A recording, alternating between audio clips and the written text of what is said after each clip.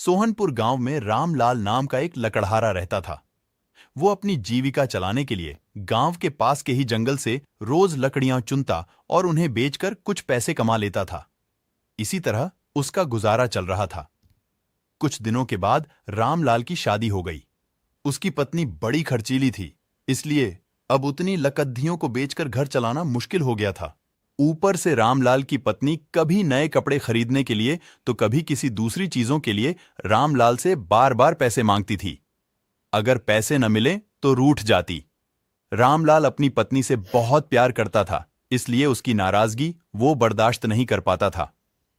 रामलाल ने ठान लिया कि वो अब ज्यादा लकड़ियां इकट्ठा करके बेचेगा ताकि उसकी पत्नी को रोज रोज पैसों की कमी ना हो। पत्नी की इच्छा पूरी करने के लिए आज रामलाल घने जंगल तक चला गया और बहुत सारी लकड़ियां चुनकर बाजार में बेच दी।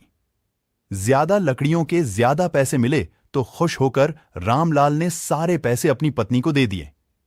अब रोज रामलाल ऐसा ही करने लगा। देखते ही देखते उसके मन में लालच इतना बढ़ गया कि उसने धीरे धीरे पेड़ काटना भी शुरू कर दिया। पेड़ काटने से और ज्यादा लकड़ियां हो जाती थीं और उसे अधिक दाम मिलने लगे। लकड़हारा हर हफ्ते एक पेड़ काटता और लकड़ियां बेचकर मिलने वाले पैसों से अपनी पत्नी के शौक पूरे करता। अब पैसे ज्यादा आ रहे थे तो घर भी अच्छे से चल रहा था। धीरे धीरे रामलाल ने पैसों को जुए में लगाना शुरू कर दिया। जुआ खेलने की लत ऐसी लगी कि रामलाल एक मोटी रकम इसमें हार गया।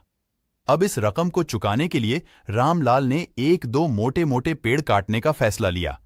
जैसे ही रामलाल ने जंगल में जाकर अपनी कुल्हाड़ी को एक बड़े से पेड़ पर चलाने की कोशिश की तो उस पर पेड़ की टहनी ने हमला कर दिया। रामलाल चौंक गया। फिर उसे पेड़ की एक टहनी ने लपेट लिया।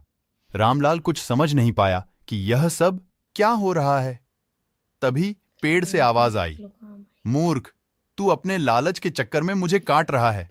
तू सारे पैसे जुए में लुटा देता है और फिर पैसे लौटाने के लिए पेड़ काटने आ जाता है। तुझे पता है कि पेड़ कितने कीमती होते हैं? हमारे अंदर भी जान बसती है और हम तुम इंसानों को जीने के लिए हवा, धूप में छाया और भूख को शांत करने के लिए फल देते हैं, लेकिन तू अपने स्वार्थ के लिए हमें ही काट रहा है। पेड़ ने कहा, आज तू रूठ, यही कुल्हाड़ी मैं अब तेरे ऊपर चलाऊंगी। पेड़ की टहनी कुल्हाड़ी से रामलाल पर वार करने ही वाली थी कि वह गिड़गिड़ाने लगा। उसने माफी मांगते हुए कहा, मुझसे गलती हुई है, लेकिन मुझे सुधरने का एक मौका दो। अगर आप मुझे मार दोगे तो मेरी पत्नी का क्या होगा? वो अकेली पड़ जाएगी। आज से मैं किसी पेड़ को नहीं काटूंगा, यह प्रण लेता हूं। यह सब सुनकर पेड़ को रामलाल के ऊपर दया आ गई। उसने रामलाल को छोड़ दिया। छूटते ही रामलाल भागकर अपने घर गया और पैसों के लालच में न आने का संकल्प ले लिया। कहानी से सीख, लालच में आकर पर्यावरण के साथ खिलवाड़ नहीं करना चाहिए। हमें ऑन ऑक्सीजन पेड़ से ही मिलती है।